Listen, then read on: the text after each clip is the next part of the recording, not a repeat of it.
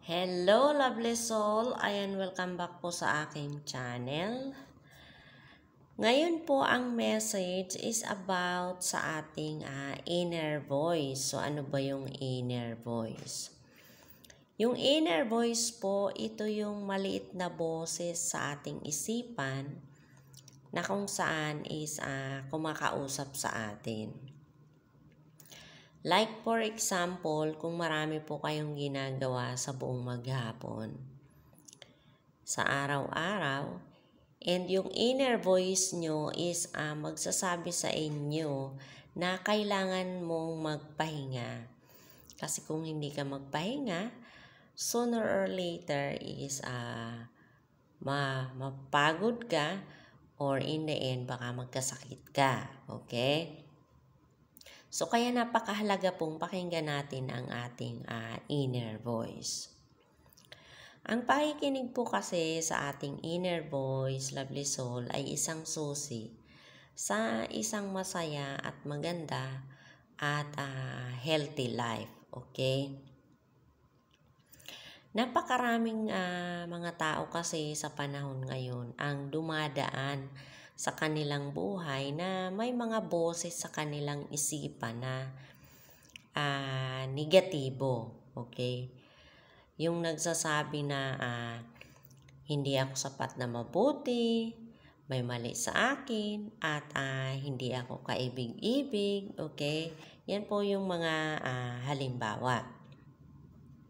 Ngunit paano ba natin mababago ito, okay? Itong hindi nakakatulong na ito at life-defeating thinking. Okay po, lovely soul? At bilang isang resulta ay humahantong ito sa isang masaya at potensyal na mas magandang buhay kung mababago nyo po itong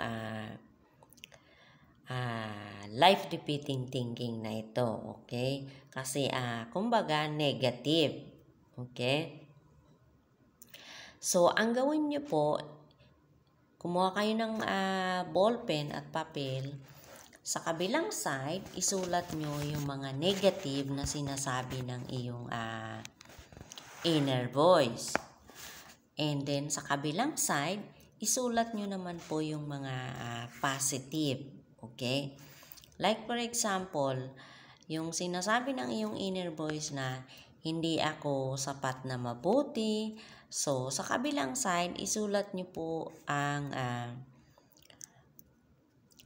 ako ay sapat na mabuting tao. Okay? Yung kung sinasabi naman ng iyong inner voice na may mali sa akin, sa katapat po nun, isulat nyo, walang mali sa akin. Okay? At yung sumunod naman, kung sinasabi ng iyong inner voice na hindi ako kaibig-ibig, isulat nyo naman sa katapat niyan, ako ay karapat-dapat na mahalin. And kung ano pa po yung mga negative na sinasabi ng iyong isipan, isulat nyo po sa kabilang side nun is yung positive naman. Okay? And kapag naisulat nyo na po yung positive na yon, i-affirm nyo po yun sa sarili nyo. Okay? Araw-araw, sabihin nyo sa inyong sarili yung mga positive na sinulat nyo. Contradict doon sa negative na sinasabi ng iyong inner voice. Okay?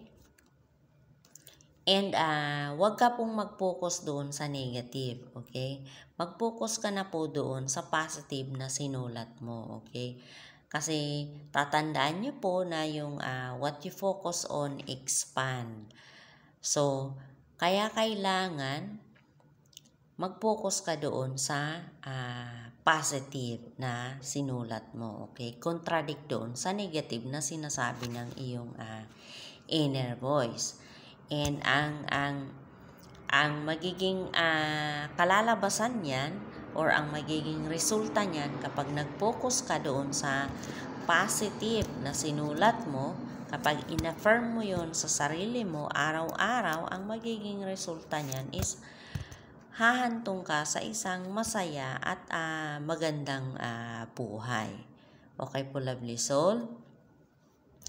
So, yun lamang po. Thank you for watching. God bless and I love you.